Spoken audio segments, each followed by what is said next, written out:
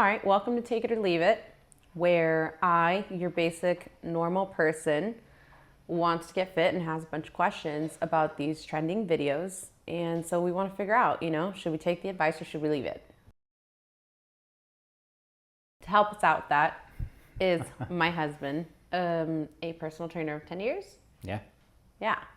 To tell us whether or not we should take it or leave it. Let's dive in.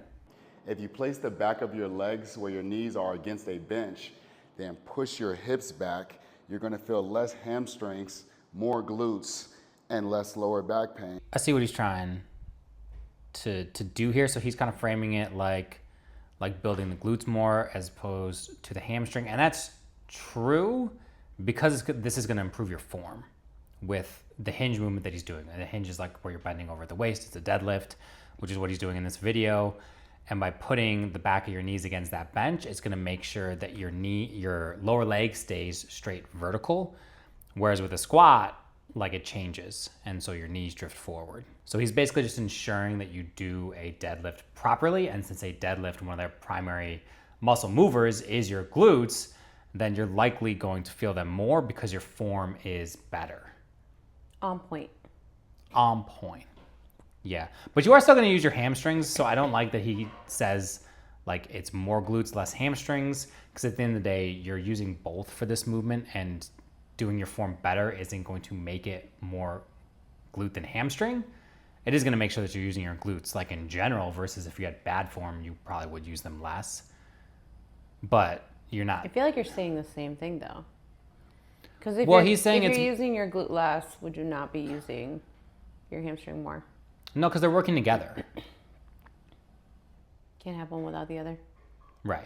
Like they're both dry. They're both the main muscle movers of a deadlift.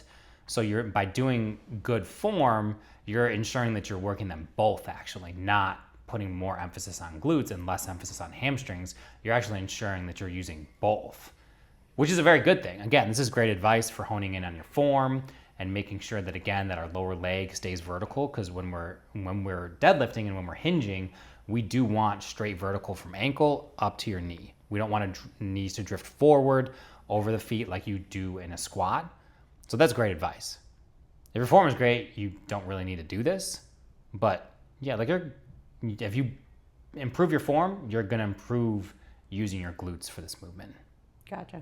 If you put one leg on a bench, then push your hips back, you will feel less lower back pain, less hamstrings, and more glutes. Similar idea here in terms of the glutes versus the hamstrings, like same difference, they're both working in this movement, but he's getting more stability with that knee up on the bench. And so that's where, with more stability, typically you can engage your muscles better. And so those main muscle movers, your glutes and your hamstrings, you're likely gonna get more out of this exercise for them by adding the stabilization of your leg up on that bench. So really this advice is all just like fair in the sense that if you're wondering if your form is good or good enough, you can even use this as like a tester of like, are you feeling the same activation by taking his tips? And you could even use it that way as well, just like a kind of a check-in with yourself. Like, yeah, I think that first one especially, like that's a great way to check your form, because a very common issue with a deadlift versus a squat is people are more naturally squatty.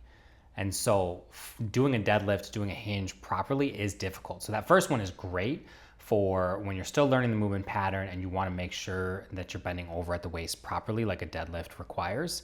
The second one is just more stability. So with more stability, you can typically focus on engaging your muscles better.